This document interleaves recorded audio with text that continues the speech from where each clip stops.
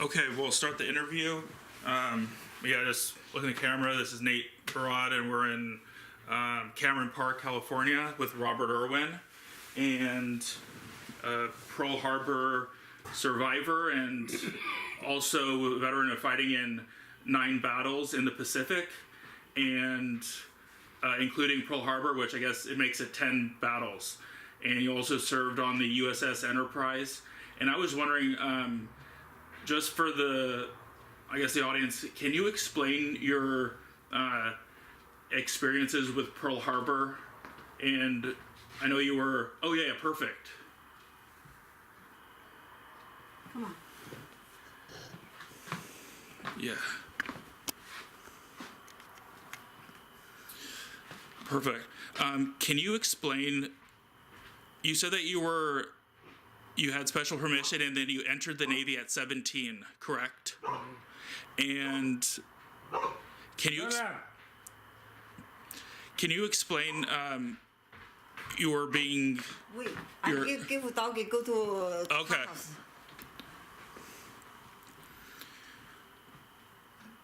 Don't worry, okay. Okay. Kaya, go to eat. Charlie, Hi. Hello. Kaya. Let's go. Go eat. Kaya. Can you explain your experiences at Pearl Harbor? Yeah, from the time I first woke up, I was in the receiving barracks, waiting to go aboard the Enterprise, which was held up by a storm from ferry and fighters to Wake Island. And some of our SPDs were shot down at Pearl Harbor. Anyway,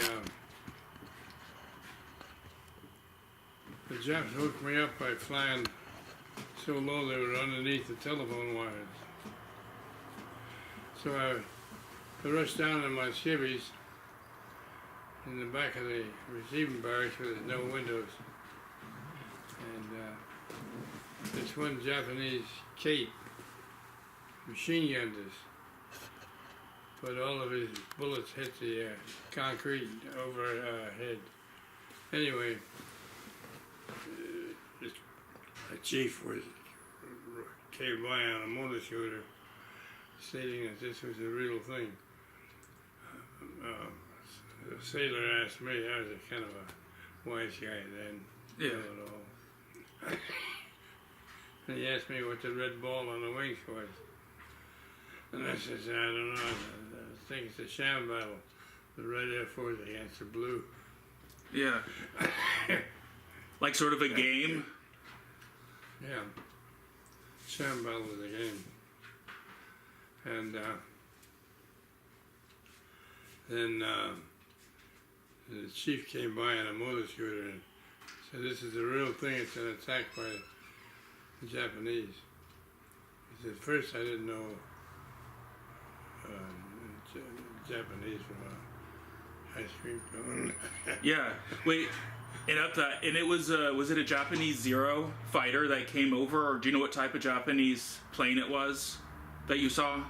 Yeah, it was a Kate. A Kate? Three passenger torpedo plane. Okay. And somebody, and the torpedoes are armed on the plane, unlike ours. Somebody hit it with a 50 caliber and set the torpedo off, and there's 2 balls of fire as it settled down. Then all these trucks pulled up, screaming for volunteers, and the truck I ran to took me to the Pennsylvania, which is this flagship of the fleet, in dry dock with 1 screw off. And they flooded the dry dock to fire the 5-inch rifles. And anyway, I went aboard her and wound up in the ammunition room. The same ammunition room that the Arizona had 1 million pounds of powder and a bomb set it off. And what does 1 million pounds of powder look like? Is it inside? Is it already packaged within bullets? And No, like explosives, or is it just? no bullets. It's in canisters. Oh, okay. Canisters and made of copper and canvas. And 5 inch all the way up to the big stuff.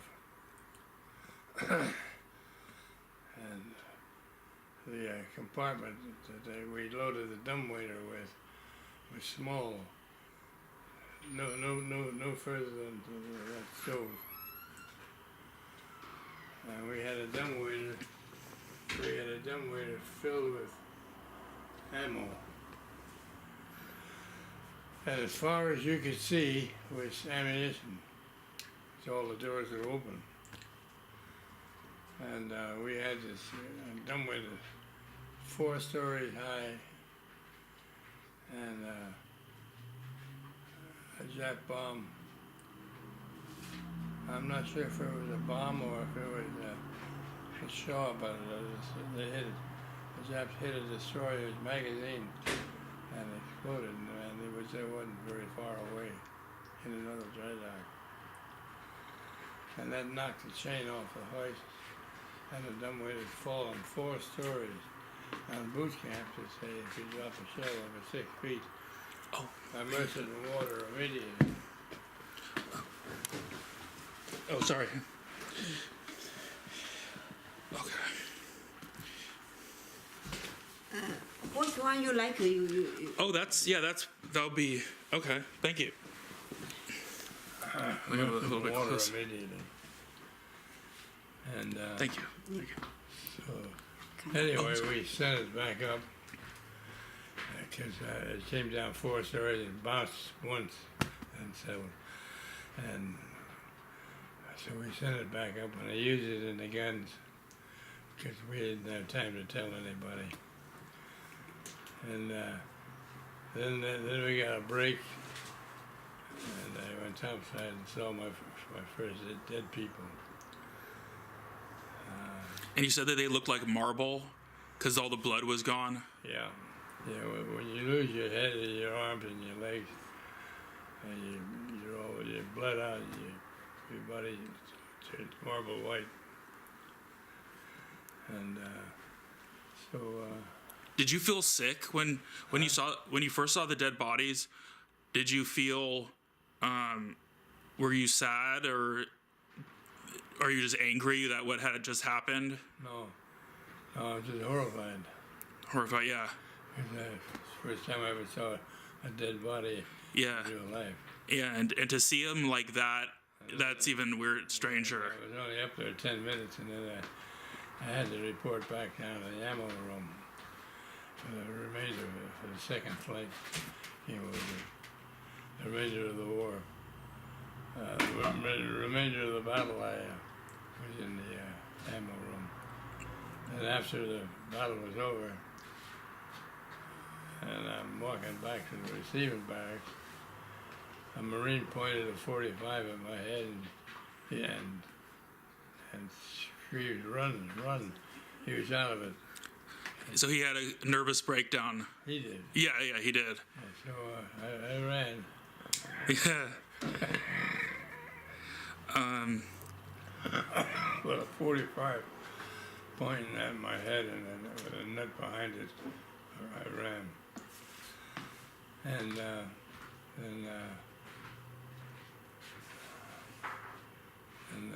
that night,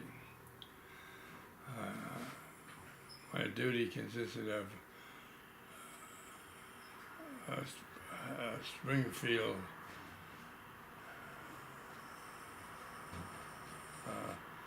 It was a rifle. It was a 30-06 Springfield. Okay. And I'm guarding I'm on guard duty as we're paying the Japanese American workers off at a bank in downtown Honolulu. And Oh, thank you. Thank you.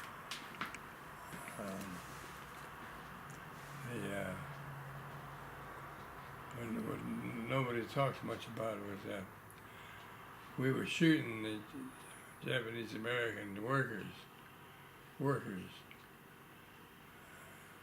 We murdered them. Who?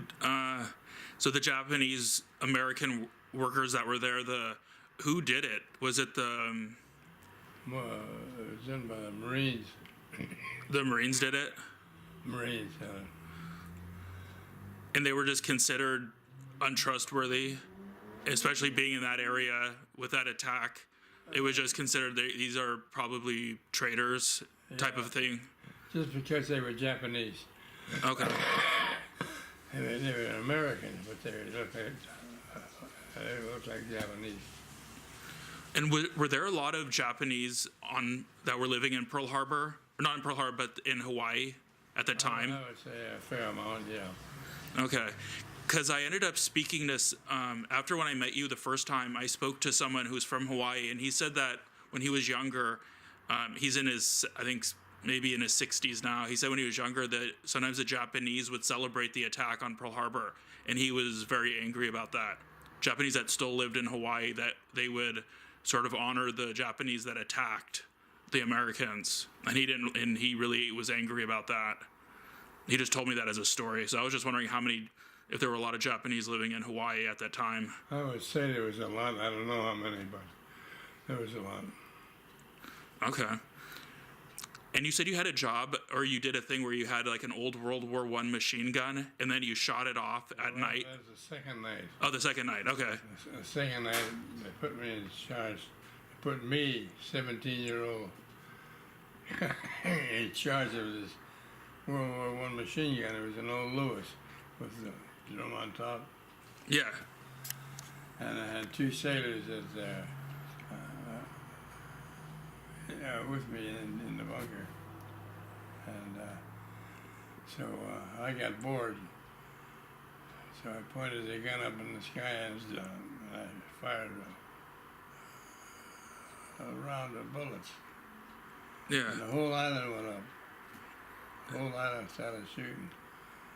I did that twice, and then an officer going around on a motor scooter yelling out, if we catch the guy that starting this fire, we'll put him on report. So I didn't do it anymore. But I'm the one that started it. And I also remember you told me an experience before Pearl Harbor, where you said that your friends, they all wanted to get tattoos, I think at the age of 17, and then you said no, you didn't want a tattoo. Was that right? That story? That's, yeah, before Pearl Harbor. I didn't like men then anyway, because military. But I did go aboard ashore with these two guys. They were real nice. And we went to finally, we all got drunk. Yeah. First time I'd ever been drunk in my life. And we went to a tattoo parlor, and they got a tattoo. Usually this one Japanese. What?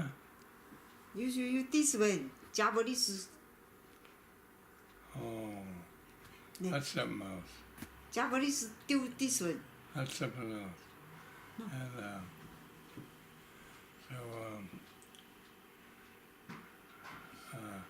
come my turn to get a tattoo, and I wouldn't do it.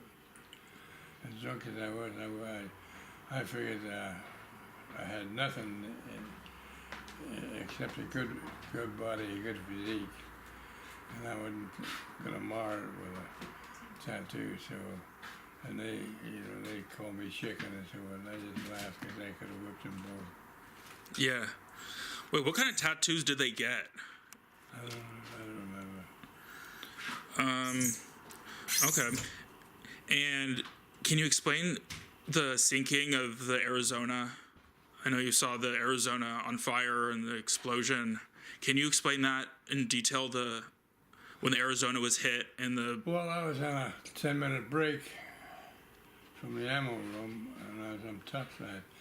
And all the American ships are painted peacetime white, and they're all flaming. And I saw this bomb come down. And the funny part is it seems like it took a long time for the bomb to come down. That's how your mind is. You tell me. You say Japanese this way. Do you this way? You chew Japanese. That was at a battle at Tulagi. You Another battle. tell young man. Oh, I will if you. You should Japanese the Japanese this way. Do you there this way. Yeah. You tell you tell young guy. Anyway, yeah. What was it? Yeah. Yeah, we'll get to that. We will. You know. Yeah, we'll get to that story. So the Arizona.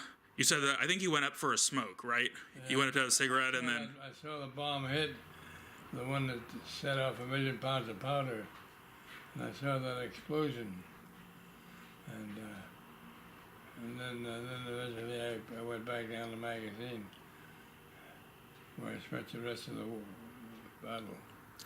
And then when you saw the explosion for the, so you saw the flames and everything on the Arizona, and the explode. You saw that. Did you see the complete explosion of the Arizona? Let's see what. Did you see the whole explosion with the Arizona? Did you see the bomb drop, or was it a torpedo? Oh, it was a bomb.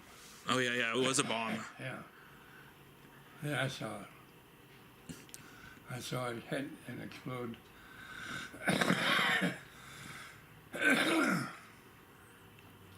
That bomb killed a lot of guys. Yeah. Was there a big fireball when the when the Japanese dropped the bomb on the front of the Arizona? Yeah, big fireball. The whole front part of the battleship was in flames. Was there a loud? Was there an extremely loud explosion? I was too far away, and there was too much noise. Okay.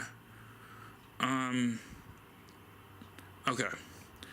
So then you went, and I was wondering what kind of, when you said you went up to smoke, what type of cigarettes did you smoke when you were in Pearl Harbor?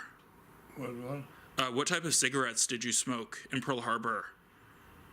Was it Lucky Strike?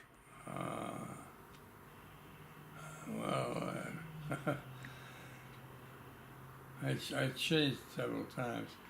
Chesterfield, Camels, Luckies. Okay. Yeah, I was just wondering. So was it like unfiltered cigarettes or? Yeah, mine were unfiltered. Yeah, because I was wondering of the different brands. Because I know in, it's just something I was just wondering. So then after another question with the Pearl Harbor attack, how many Japanese planes did you see overall that day? I can't answer that question. I have no idea. A lot of planes. Okay, and after Pearl Harbor, after the whole shock or the whole experience settled in, what were your feelings at the time after the Pearl Harbor attack? I'm sure you were very angry. Were you angry? No. No? Oh, there were different moods. There was one mood was anger, and then that passed. And then there was fear, and that passed. And then there was nothing. So after the Pearl Harbor attack, is that what did you do in the following months? I was in charge of a machine gun, 30 caliber machine gun nest. Okay. And that's when I got bored and fired up a drum of bullets, and the whole island. Oh yeah. Whole island went up. Following Hawaii, is that when you were on the USS Enterprise right after? Yeah, I went aboard the Enterprise December 17th. Okay. And what were I heard it was the most, was it the most decorated ship in World War II on the American side? Yeah. USS Enterprise. Yeah. What were your impressions of the ship? first it was all, she was so big and complicated. Mostly it was all.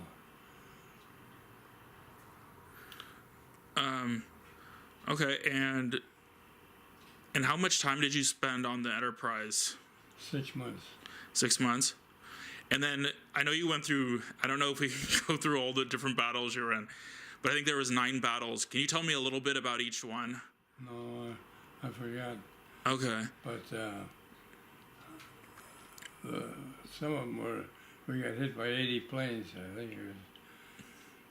I got to think now because it's so damn long ago. If we had spotters on a carrier, and I think it was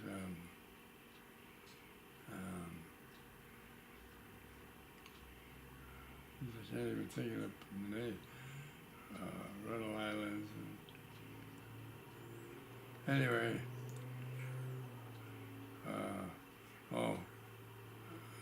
I watched the Hornet, the original Hornet. I get hit, and she rolled over like that, and it screwed her out of the water. And some of the salvage crew said that they would listen to music. The guys were down there playing instruments, and they couldn't get out, and we couldn't get to them. And so they went down with the ship. We had to finally torpedo the ship because it was a hazard.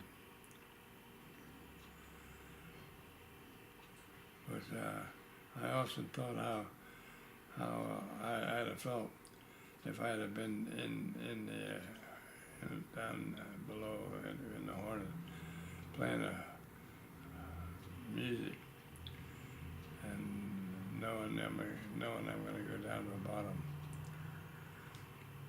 How long did they play? How long did they stay alive for, you think? I don't know. I think I saw her shoes out of the water a good 24 hours. Okay. And then is the Hornet still there on the bottom? It's still there, yeah. Okay. So if a ship sinks like that, and let's say that there's rooms that are there's air still in the rooms and they're locked. So does that mean that the water never got to the people that were in there? Or do they just suffocate from no air and then they just died where they were? Well, eventually, they would have drowned anyway. Yeah. Okay. Can you tell me your experiences? You were in the Battle of Midway. Yeah. Do you have any memories of that were any major memories?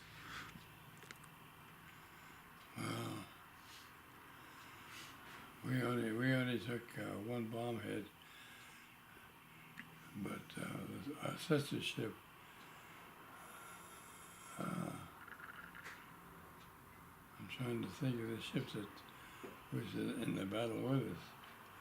There were 2 carriers, Yorktown or Hornet, I forgot now. But the second, I think it was the Yorktown. Yorktown? Yeah. Japanese ice had submarines finally sunk it because a repair party went back aboard it and had a carrier and got her underway, got the fires out and got her underway. And she was headed back for Pearl Harbor slowly. And this Jap found her and torpedoed her and sunk her. Okay. And then you also spent, so during that time were you a sailor first class, or what was your rank during the Battle of Midway? What? Your rank. Oh, third class petty officer. Third class petty officer? Yeah. Okay.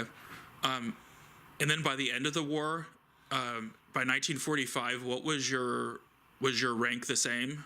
Or Yeah, because I hit an officer. oh, you hit an officer? I hit an officer, and they broke me and put me 2 weeks in prison water in a brig.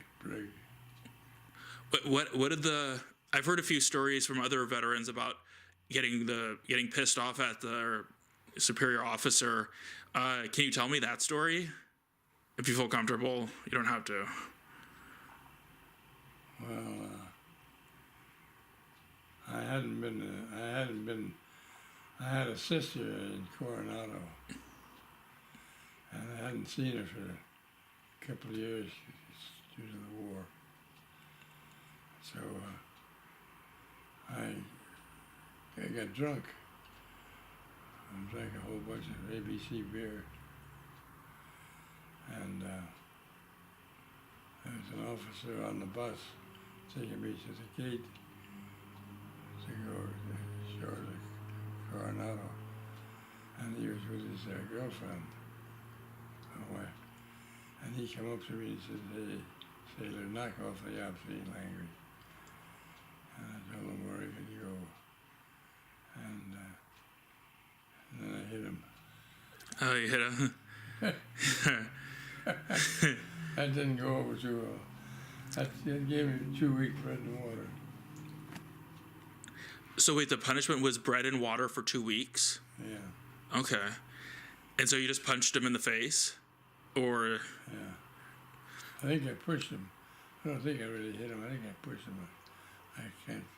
That's kind of vague. and what was his rank? Lieutenant. A lieutenant. Can you describe? You mentioned that, or the story with your hand. Was there something with a knife that someone did something to your right hand? Oh, they asked for volunteers to go ashore with a certain party on the island of Tulagi. And we had taken Tulagi, and there was still some Japanese holdouts on it. One of them came out of the brush with a knife and stuck it in my hand, and I shot him. But Do you have a scar from it? a lump right there. Oh, Run your finger over there and you feel a lump. yeah. That's So he took a knife and stabbed your hand? well, they stabbed me and I put my hand up to protect myself, and yeah. Oh, sorry, I don't know. So did the Japanese soldier die that you shot? Yeah. Yeah. Well, a 45 bullet in his head. What did he look like? The soldier that attacked you and stabbed you, then you shot and killed him. What was his color uniform? I don't remember. All right, so he came up, stabbed you. Japanese soldier, though. Yeah. So the Japanese soldier came out, tried stabbing, and you put your hand up to cover your face. He just came out of the jungle and wielded a knife, and I just... You put your hand up, and then did it go through your entire hand, or No, it? it went down. Didn't come out here. Just went down and Okay. And so then with your left, are you right-handed or left-handed? left-handed. Oh, you're left-handed? Okay, so then you just got your 45 and then shot him in the head, and then he just fell down. Yeah. Do you know how many kills that you had throughout the whole war? Only one. How many kills? I think he was it. I think that was it. One kill. But I don't.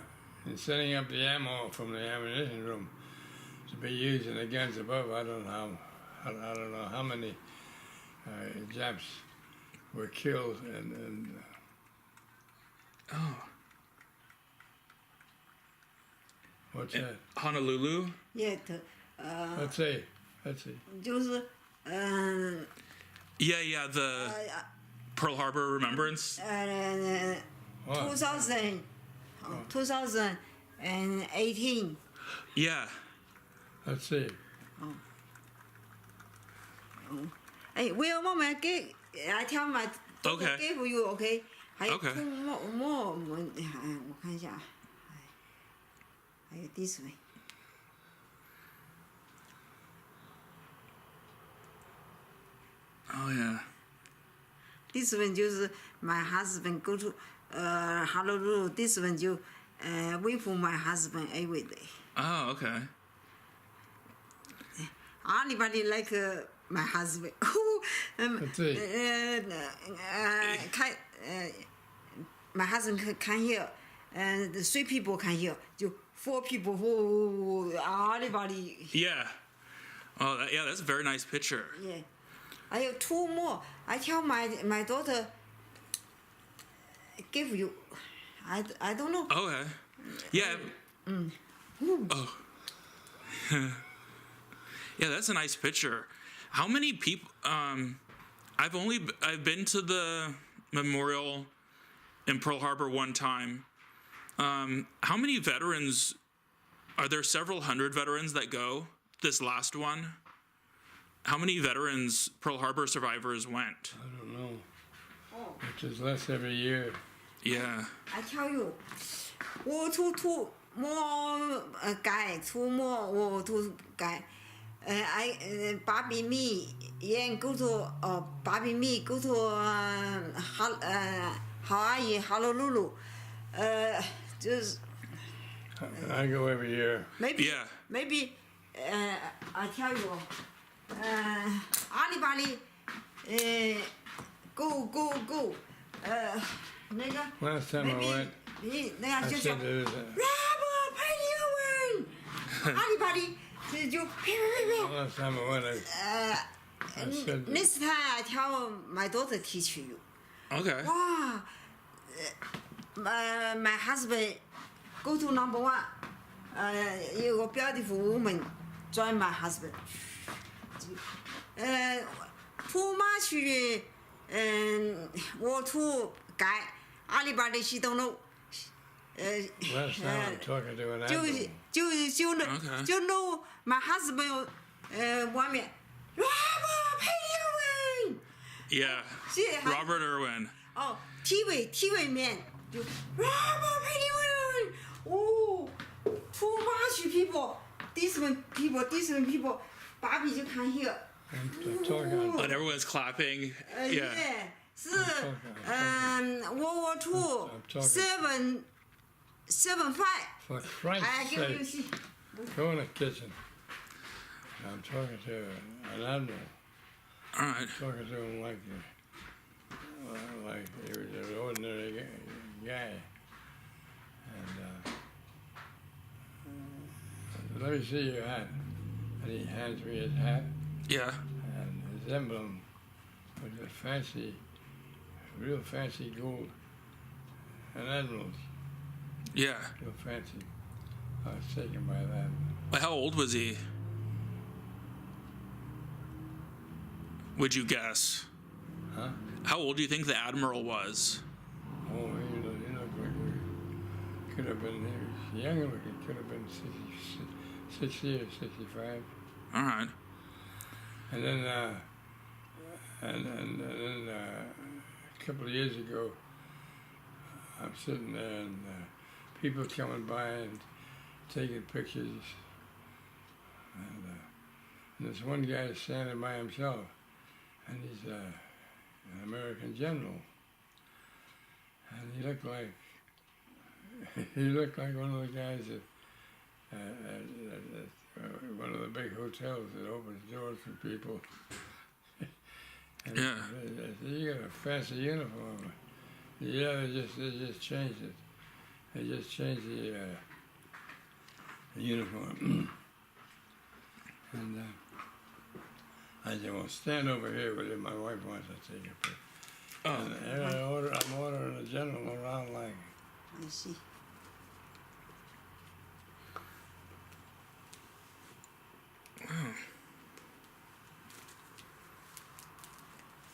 this way. Oh yeah. This way. Yeah, I think. Oh. So for San Antonio police, that was after the war. Yeah. Okay.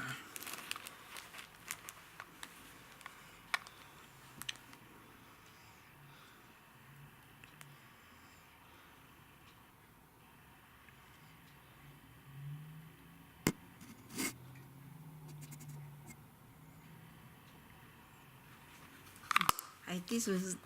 Oh yeah, that's. Oh. This way.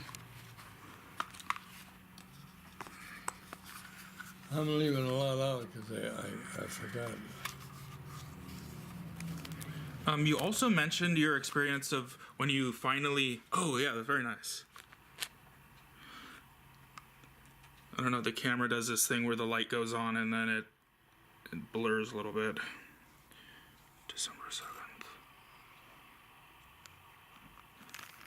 You mentioned a story about how you went to when you went to Japan at the end of the war, and then your experience. Thank you so much for bringing these out. Okay. Maybe you. give you one I see. Oh, yeah, that would. Well, I look. Oh, thank you. Yeah. Yeah. After the war, I came back to the United States via Japan, and Maybe I look. this one. Bobby, you like a give one, give No. no. And Well, moment I see. Okay. That's good. one Japanese old man asked me if he could have a cigarette. And I said, yeah, if you want one. I flipped it in the street. He picked it up and, Hey, yeah. maybe. For Christ's sake. Wait. And World War II, 80. This was 75.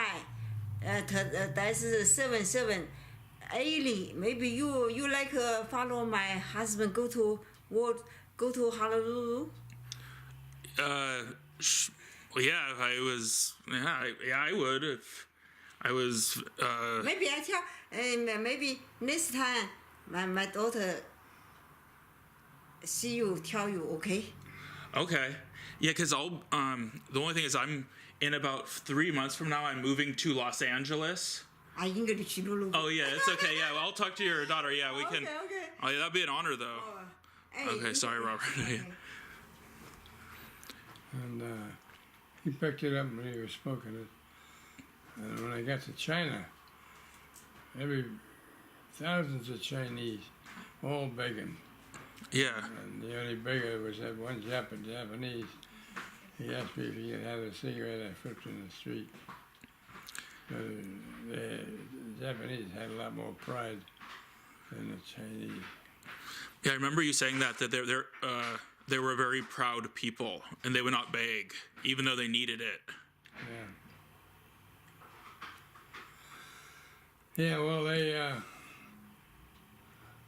LeMay was bombing them with B-29s, and all the people went up into the mountains and the hills,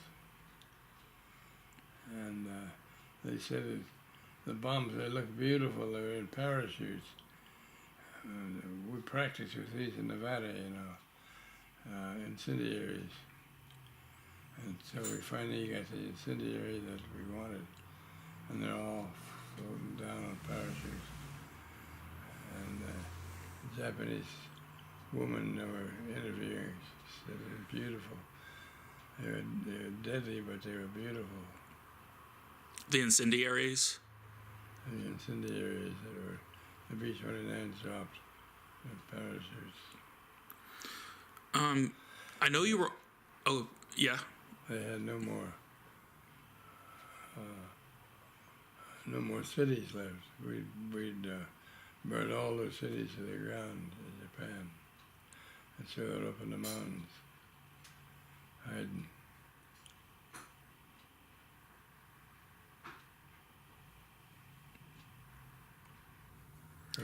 Oh yeah. Well, didn't they? Or I have a question. You said that you wanted to fly, but that weren't you like you were a tail gunner or on the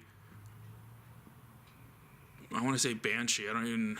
I was a gunner on the Enterprise, and so I studied the code, and I got up to where I could take about 10 words a minute. Well, they wanted 10 words a minute. I couldn't take 10 words a minute, but I bluffed my way through, and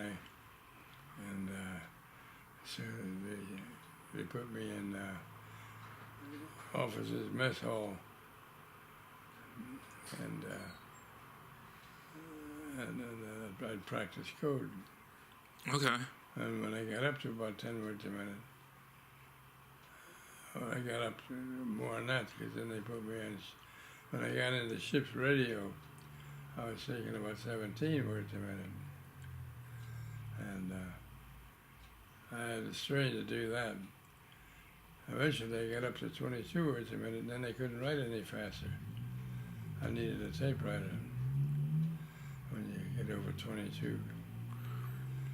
And so then they accepted me in the squadron as an aerial gunner. Okay. And SB2, SBC,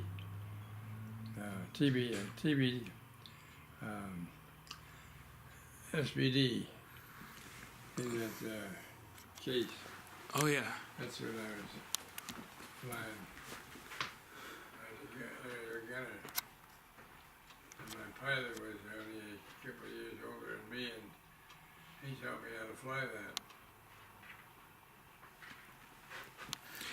And then the full technical name of the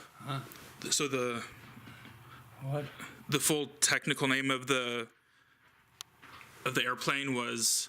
Can you say the name one more time? The name of the. That was a SBD Scout Bomber. It was made by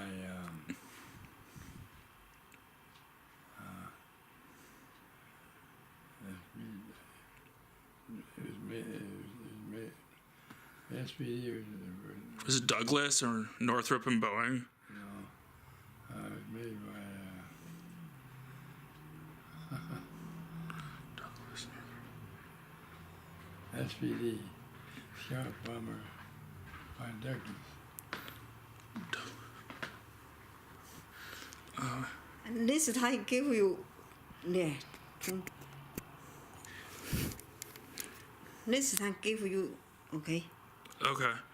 2 more. Oh yeah. Hey, that's I give you. Okay. Oh yeah, that's a very nice picture. I think that's maybe the Admiral. More. Wait a moment, you. Okay. Yeah, it was cool. Did it have a nickname though? That the plane? Huh? Did it have Did it have a name like Banshee? What? Did they call the plane that you were the aerial gunner? Was it called a Banshee? No, it was not called a Banshee. Okay, so I think I looked it up, and there was another plane that was very similar, and I think it was called a Banshee. Anyways, so your experiences as an aerial gunner, did you enjoy it? Did I enjoy it? Yeah, was it? Yeah. And I enjoyed it more when he taught me how to fly. And we'd fly twice a day, 7 days a week, and I'd do all the flying. You did all the flying? Yeah, he's either reading or sleeping. And we're supposed to be looking for Jap shipping. And he's sleeping most of the time. And I could care less about finding a Japanese. And I said, how come you became an officer? He said, because I was told that being a line officer was a lot harder than being a pilot. And so I became a pilot. I said, well, you can talk to him overseas like this. I said, well, sir, deals with me. I said, Oh, sir, you son of a bitch, you belong back here under this white hat, and I belong up there. He said, I know it. yeah. Well, he told me how to fly. And so that's the plane you learned to fly on. Is That's the plane I learned to fly before anything else. and how many planes did you have? Did you see a lot of action being an aerial gunner? Did you shoot down a lot of planes, or what were your experiences being an aerial gunner? Trying to stay alive. And the Japs would come in, I'd shoot at them. Yeah. So One time, the pilot had armor piercing behind him, and I had no armor piercing. And this one Jap came in, and he peppered the rear cockpit. He had dents in the 30 caliber machine gun, and he just peppered it. And I never got a scratch, but the whole goddamn cockpit was peppered with his bullets. and what kind of plane was it? Was it a Zero? That was a Zero. What were your thoughts on the Japanese Zero? Huh? What was the Japanese Zero? A very, I've heard it was a good plane. What are your opinions on the Japanese Zero? It was very maneuverable. It was a good plane. But it had no armor piercing, and if you hit it, it'd fall apart. So it wasn't a very It wasn't strong that way, but it was a very maneuverable plane. And at that time we had F4F Wildcat.